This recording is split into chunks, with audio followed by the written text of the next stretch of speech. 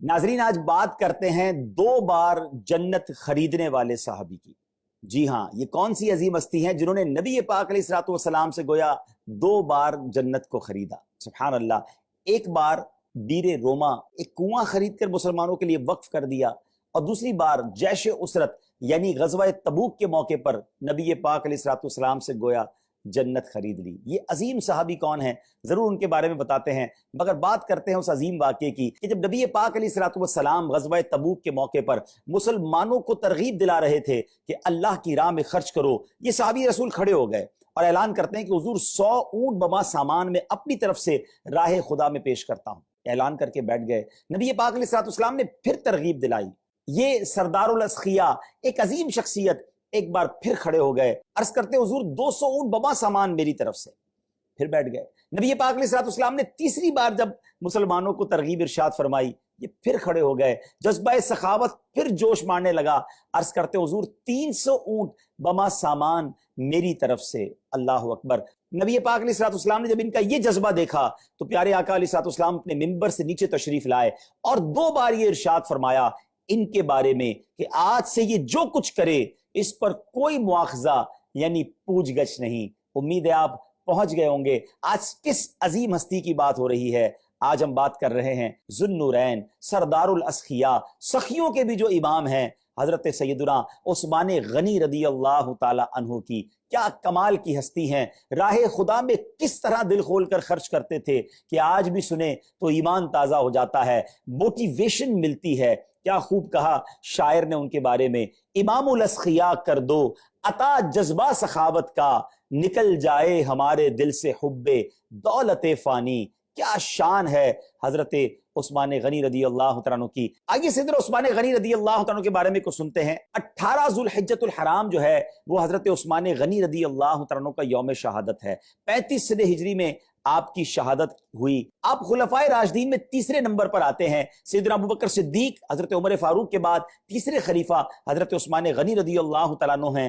آپ کی کنیت ابو عمر اور لقب جامع القرآن ہے۔ ایک اور لقب آپ کا بڑا مشہور ہے اور وہ ذو النورین ہے، یعنی 2 نور والے، کیونکہ نبی پاک علیہ الصلوۃ والسلام کی 2 صاحبزادیاں یکے بعد دیگرے حضرت عثمان غنی رضی اللہ تعالیٰ عنہ کے نکاح میں دی گئیں۔ کیا شان ہے حضرت عثمان غنی کی۔ سیدی اعلیٰ حضرت لکھتے ہیں نا، نور کی سرکار سے پایا دوشالہ نور کا، ہو مبارک تم کو ذو النورین جوڑا نور کا۔ بہت مالدار ہونے کے باوجود سادگی کے پیکر ہیں، خوف خدا کا منبع ہیں، اور آپ کی سادگی کا عالم اور آپ کی حیا کا عالم یہ ہے کہ آج بھی جب اس کے بارے میں پڑھیں تو ایمان تازہ ہو جاتا ہے۔ میرے آقا علیہ الصلوۃ والسلام کے اس طرح کے فرامین ملتے ہیں کہ امت میں سب سے زیادہ حیا کرنے والے صحابی حضرت عثمان غنی رضی اللہ تعالی عنہ ہیں، اور آپ مسلمانوں کے کیسے خیر خواہ، کس طرح اپنے خزانے کے ذریعے مسلمانوں کی مدد کیا کرتے۔ کیا شاندار ایک واقعہ ہے کہ حضرت ابوبکر صدیق رضی اللہ تعالی عنہ کا دور تھا ناظرین، اور مدینہ منورہ میں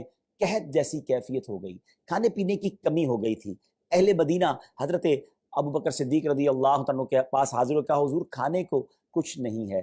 تو آپ نے فرمایا اللہ خیر کرے گا، شام تک کوئی صورتحال بن جائے گی۔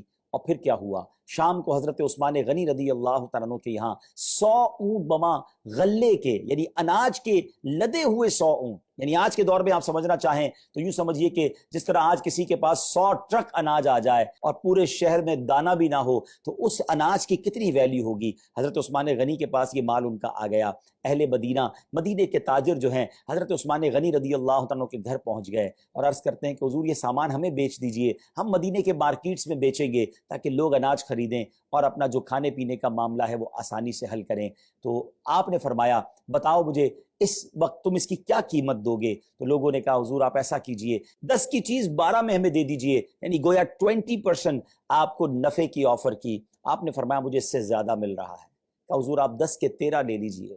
آپ نے فرمایا مجھے اس سے بھی زیادہ مل رہا ہے۔ لوگوں نے کہا حضور آپ 10 کے 14 لے لیجئے۔ آپ نے فرمایا مجھے اس سے بھی زیادہ مل رہا ہے۔ اہل مدینہ جو ہے وہ غور کر رہے ہیں کہ آپ سارے تاجران وہی موجود تھے۔ کہا حضور ہم سے زیادہ آپ کو کون آفر کر رہا ہے؟ جتنے مدینے کے اناج اور غلے کے تاجر ہیں وہ تو آپ کے سامنے موجود ہیں۔ آپ نے فرمایا مجھے 1 کا 10 مل رہا ہے، کوئی ہے جو تم میں سے مجھے اس سے زیادہ دے؟ کہا حضور اتنا تو ہم نہیں دے سکتے۔ فرمایا میرا رب مجھے 1 کا 10 دے رہا ہے۔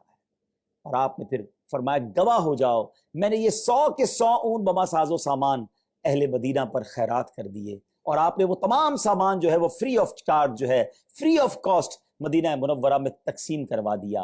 بزنس مائنڈ تو یہ کہتا ہے یہ تو شاندار موقع تھا پیسے کمانے کا، یہ تو رائٹ ٹائم تھا، مناپلی تھی حضرت عثمان غنی کی، کسی کے پاس اناج نہیں تھا، آپ کے پاس تھا، جیسا چاہتے ویسا مال کماتے، مگر انہوں نے گویا اللہ سے تجارت کی اور سبحان اللہ کیا شاندار مرتبہ پایا۔ آج میرے تاجروں کو بھی یہ سوچنا ہے کہ جو حضرت عثمان غنی سے محبت کرتے ہیں، کون سا مسلمان ہے جو صحابہ کرام سے اور خاص طور پہ حضرت عثمان غنی سے محبت نہ کرتا ہو؟ لیکن آج لوگ کہتے ہیں موقع ملا ہے آج پیسے کمانے کا، لوگوں کی مجبوری سے بعض اوقات فائدہ اٹھایا جاتا ہے، لوگ پریشان ہوتے ہیں اور دوائیوں کی قیمت بڑھا دی جاتی ہے، لوگ پریشان ہوتے ہیں اور اناج کی قیمتیں بڑھائی جاتی ہیں۔